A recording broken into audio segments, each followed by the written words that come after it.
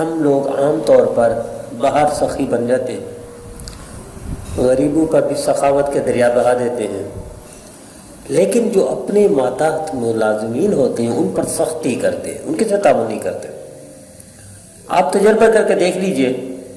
اس میں کوئی شک نہیں، فقیر، سائل، بھکاری، ان کو بھی دینا چاہیے، جو اللہ کے نام پر مانگے ان کو دے دیں، نہ کریں، انکار ثابت نہیں ہے۔ نبی کریم صلی اللہ تعالی علیہ وسلم کی پوری زندگی میں نہیں ہے، نہیں کی کسی کو، کسی بھی فقیر کو، کسی مانگنے والے کو، یہاں تک کہ خود کے پاس نہیں تھا تو قرضہ نہیں کر دیا، خود کے پاس نہیں تھا حکم دے دیا فقیر کو جاؤ فلاں سے لے لو، اس کو میں ادا کر دوں گا قرضہ۔ تو میں عرض یہ کر رہا ہوں، یہ تو اس کو بھی یہ بھی کرنا چاہیے، لیکن جو اپنے ماتحت ڈرائیور ہیں، خانسامہ ہیں، چوکیدار ہیں، کلیریکل اسٹاف ہے، اپنے ماتحت ان کے ساتھ تعاون کر کے دیکھیں، اللہ آپ کو دگنا تگنا چونا بلکہ اللہ آپ کو بے بہار نعمتوں سے نوازے گا۔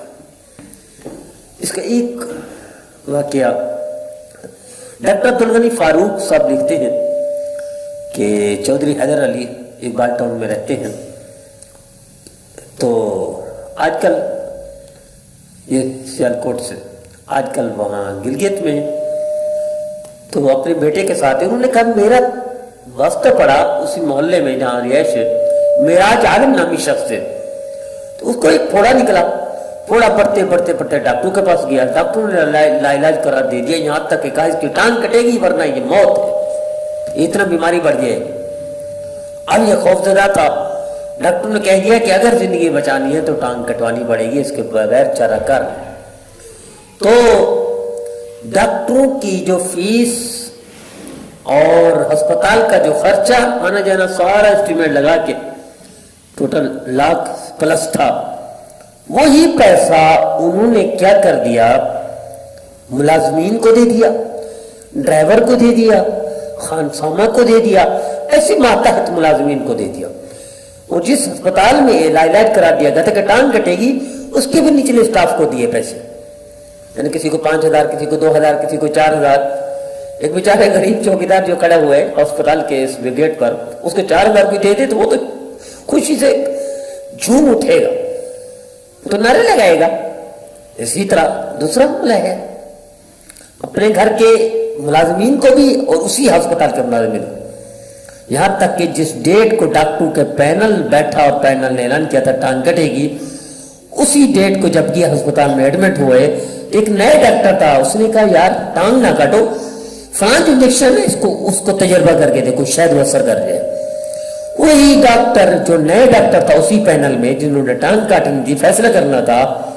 وہ ڈاکٹر کے کہنے پر انہوں نے انجیکشن لگا دیا، وہ صحت مند ہونا شروع ہو گیا، یہاں تک کہ اب بالکل صحت یاب ہو کر چلتا پھرتا دوڑتا ہے۔ اور یہ اس انجیکشن کا اثر نہیں ہے،